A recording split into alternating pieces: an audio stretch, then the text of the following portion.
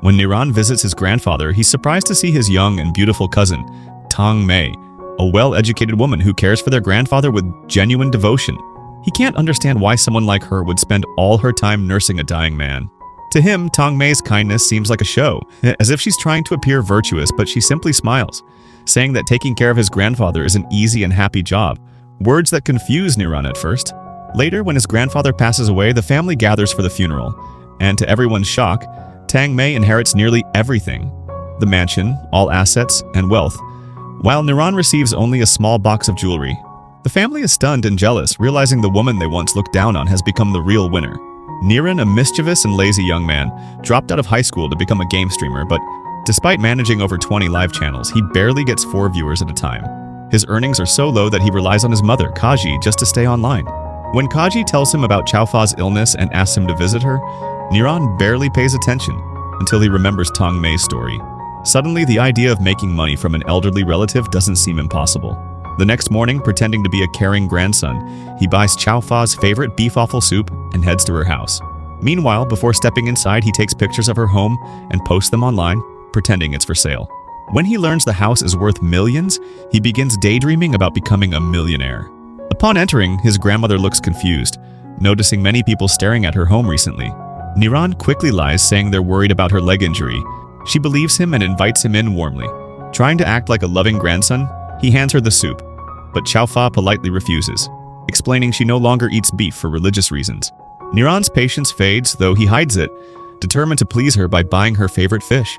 At the stall, the line stretches endlessly under the scorching sun, forcing him to glance at the next stall, which looks empty, and buy fish there instead. Unfortunately, Chaofa immediately notices the difference, saying gently that she's bought from the same vendor for 40 years. Embarrassed and frustrated, Niran queues again under the blazing sun. By the time he returns home with the correct fish, Chaofa simply smiles and says she has already eaten. Looking at the fish bones on the table, Niran feels frustrated but keeps it to himself. Instead, he decides to start by showing respect to his grandmother through something meaningful. He pours her a cup of tea, hoping to appear sincere, but Chaofa immediately notices something off and asks why she didn't hear the kettle boiling. Niran admits he just used bottled water, and realizing his laziness, Chaofa becomes furious and throws him out.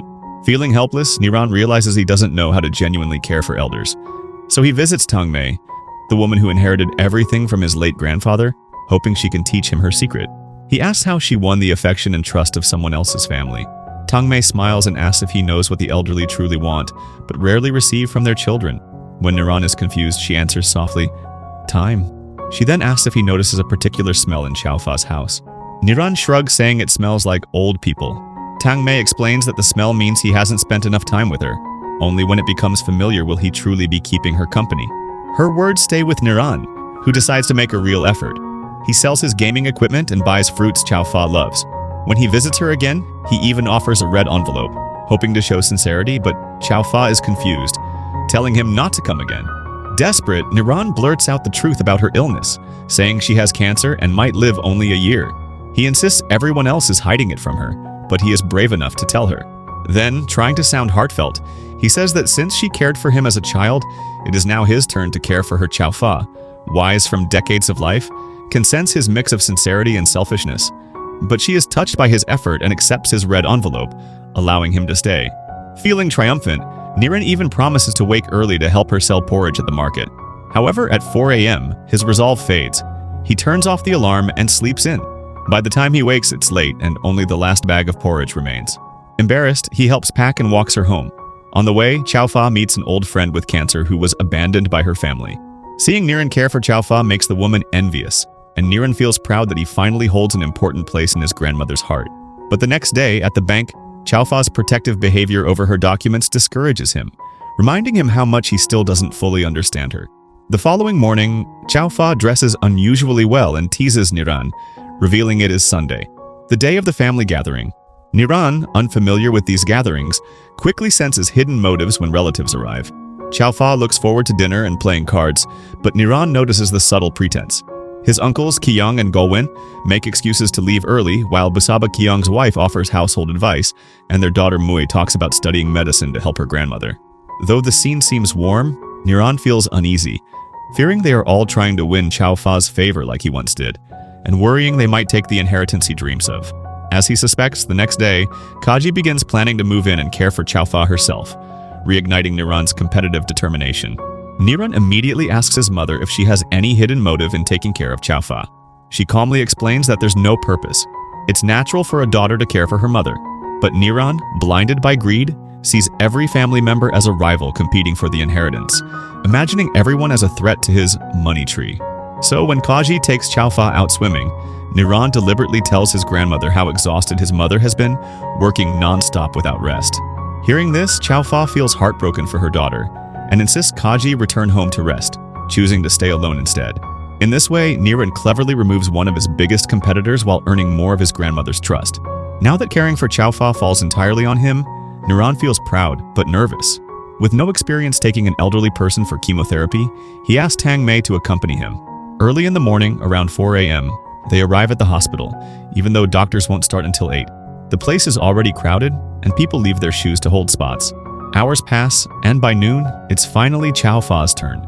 Tang Mei congratulates Niran for being patient, joking that accompanying elders to the hospital is the greatest bonus in life. Niran takes her words seriously, proud that he's learning how to be seen as a good grandson. Returning home, Chaofa looks unusually tired and struggles up the stairs. Though she refuses his help to remain independent, Niran insists on supporting her, hoping to earn more trust. It's also the first time he enters her usually locked bedroom. Chaofa teasingly warns him that her parents still walk downstairs at night, making Niran, who is afraid of ghosts, shiver. Later, she quietly asks if she's going to die soon. Startled, Niran forces a calm tone, assuring her people don't die so easily. Chaofa nods softly, and from that night, she begins to trust him more deeply. Over the next days, Niran's routine changes completely. He wakes at 5 a.m. to accompany Chaofa to the hospital and help her wherever she goes. Even though her health continues to decline, she insists on going out for breakfast.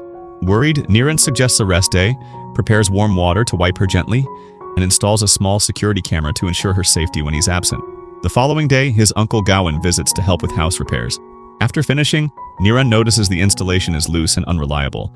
As Gawain leaves, he casually picks a ripe pomegranate near the door, which Chaofa quickly scolds him for. Gawain laughs, insisting the fruit was meant to be shared. After he leaves, Chaofa sighs quietly, saying it might be better if he didn't visit again. Curious, Niran asks why, feeling uneasy and jealous, fearing she still loves her sons more than him. Later, Tang Mei explains that Gawain is her grandmother's younger son, and a mother will always love her children. This deepens Niran's insecurity, making him worry that his uncle's presence could threaten his chance of inheriting everything. From that point on, whenever the family gathers, Niran listens silently, observing how Chaofa treats everyone, yet she never praises him in front of others, no matter his effort. One day, when Qiang brings Chaofa to his house, Niran feels a mix of jealousy and fear, wondering whether all his sacrifices truly make a difference in her heart. The environment at Qiang's house is luxurious, a stark contrast to Chaofa's modest home.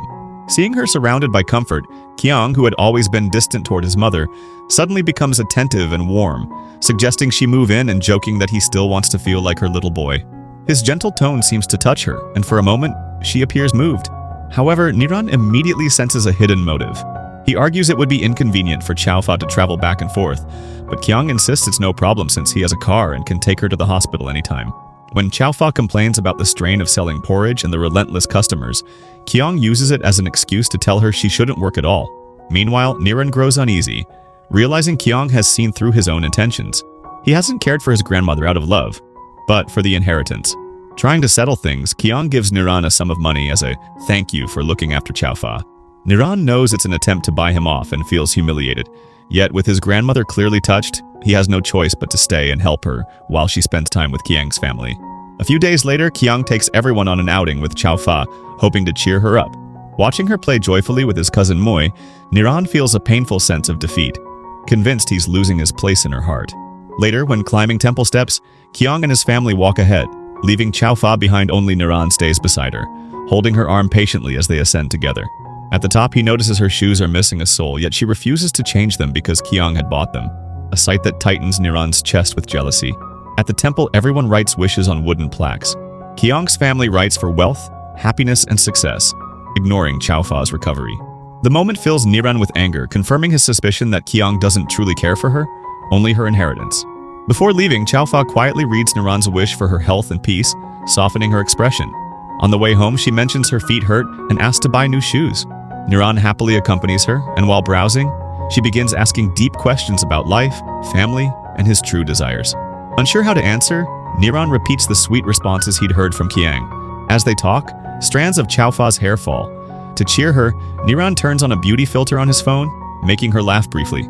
Weeks pass and Niran continues caring for her more genuinely. He shaves her head gently when her hair falls completely, comforts her nightly, and manages small household chores.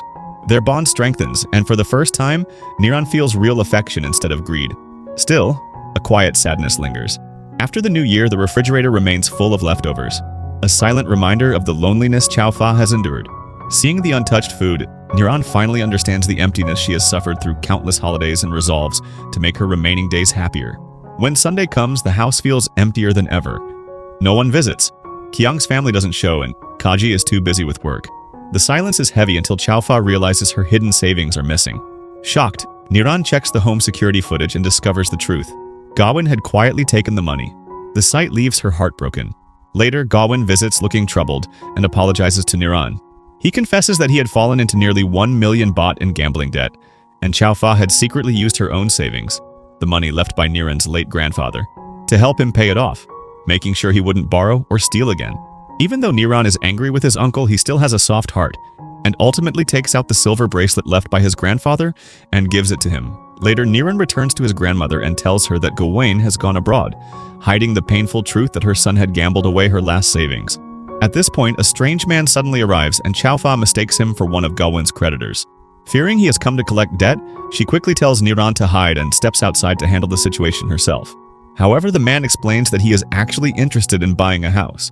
Chaofa realizes in shock that he must have obtained the property information from Niran, as it was the very photo he had taken during his first visit to her house that set everything in motion. After sending the man away, she sinks into a chair, her heart heavy with disappointment and sadness, realizing that Niran has been secretly gambling and may have schemed for her inheritance. Despite the hurt, she doesn't confront him.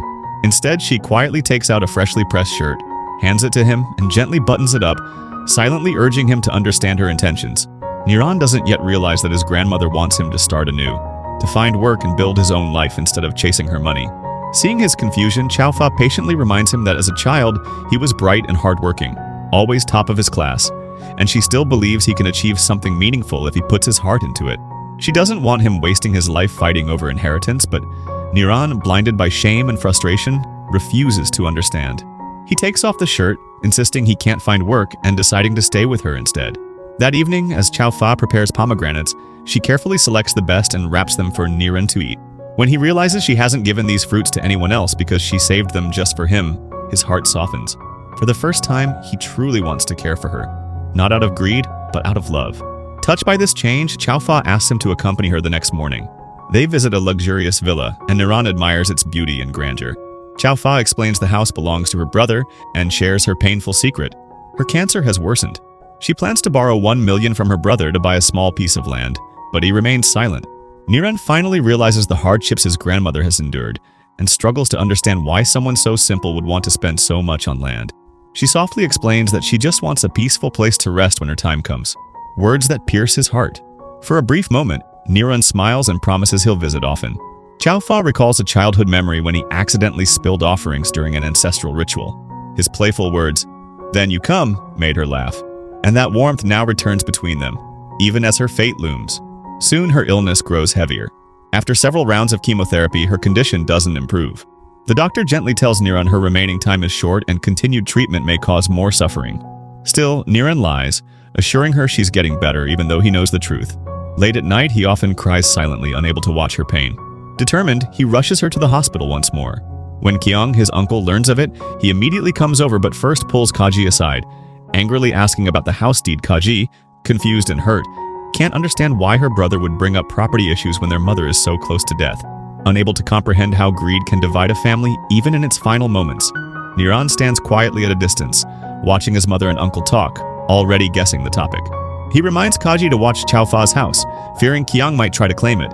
Yet Kaji stays silent, and when she turns, she unexpectedly hands the property deed to Gawin. It isn't her choice, it's Chaofa's wish. The revelation hits Niran like a storm, filling him with anger and disappointment, feeling as if all his efforts over the past months were wasted. After Chaofa is discharged from the hospital, Kaji asks Niran to stay and help care for his grandmother. But now, consumed by resentment, he has neither patience nor tenderness. He lashes out, questioning why Fa always tolerates her indecisive son, and why she can't see how unfair it feels. Calm and weary, Fa simply says family should understand and forgive, words that only fuel his anger. Unable to control his emotions, he storms out, leaving her sitting silently, tears slipping down her face. From that day, Niran stops visiting her and returns to his old life of late nights, endless gaming and drifting aimlessly. Time passes, and one morning, Kaji returns from the market and tells him Kyung has sold Fa's house. The new owners are renovating and need help cleaning up. Niran grows bitter again, insisting everything connected to the house should be thrown away, believing everyone only cared for Fa because of her inheritance. But then Kaji gently explains she never wanted her mother's property. She only visited because she missed Fa and wanted to create memories. Her words strike Niran, making him realize how wrong he was. Later, scrolling through his phone, he finds old photos and videos of Fa. She's still the same, eating alone, staring at the quiet room, waiting for someone, yet finding peace, smiling faintly, using a beauty filter to appear cheerful. Watching this, Niran understands his anger wasn't about inheritance but the pain of feeling less loved, unable to accept Fa's affection for Kyung. Determined to make amends, Niran goes to the nursing home where Kyung sent Fa. There, he unexpectedly sees Gawin, worn out and defeated. He explains he used most of the house money to pay debts and, out of guilt and respect, offers the remaining amount to Niran as thanks for caring for Fa. But Niran refuses. He walks past him and enters the nursing room, crowded with elderly residents. Among them sits Fa, frailer than before. As soon as she sees him, her eyes light up, and her first question, as always, is whether he has eaten. Despite everything, her voice remains soft, full of love and concern. The warmth Niran realizes he's been missing all along. Niran has long grown used to helping his grandmother, Fa, with small tasks, like buttoning her shirts every morning. Sometimes she teases him, saying he should take her home along with the 16 pomegranate trees she loves. And in those moments, the warmth between them feels genuine, making Niran stop thinking about inheritance or money. Meanwhile, Fa notices how similar her daughter Kaji is to her, both unable to throw away leftovers and keeping old things neatly stored, holding on to memories others have forgotten. During the new year, Kyung and his family visit, but he sits in the car for a long time, refusing to go inside, his pride and resentment keeping him away. Deep down, Kyung is still angry that his mother gave the house to Gawin, though she did it out of compassion. Fa knew Kyung lived comfortably in a big villa, while her younger son struggled with debts and barely made ends meet. Like any parent, she sided with the one who needed help most. But Kyung's pain isn't just about inheritance. He can't accept that the mother he loved deeply seems to love someone else more. Seeing this, Niran gently shares a secret. When Kaji was young and sick, Fa gave up meat for the rest of her life to pray that her daughter would grow strong.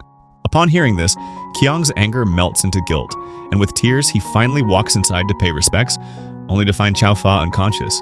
That night, knowing her time is near, Fa calls Niran to her bedside. With trembling hands, she points toward him, trying to communicate, but he cannot understand.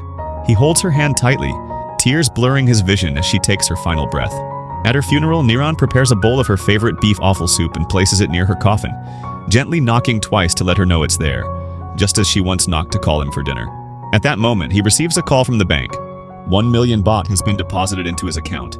Initially thinking it's a scam, he discovers a small envelope among her belongings containing a bank book, proof that Fa secretly saved money for him over the years. Flipping through the pages, he realizes she began saving when he was a child. Every note filled with care, every number representing years of quiet sacrifice, he recalls her words from long ago, how she believed he would achieve something great. When she asked what he would do with money, Niran had innocently replied that he would buy a new house for his grandmother because hers was too old. Now, with tears streaming down his face, he finally understands that Fa loved him just as deeply as anyone else. When the family accompanies her to her final resting place, Niran walks beside her coffin, gently knocking twice every few steps, telling her through that sound about every road they pass, just as she once held his hand and taught him to walk. Afterwards, he uses the 1 million baht she left him to build a beautiful resting place surrounded by flowers. As he spreads petals on the grass, sunlight hits the tomb softly, and for the first time, Niran smiles through his tears, feeling that his grandmother's love will always be with him, even beyond goodbye.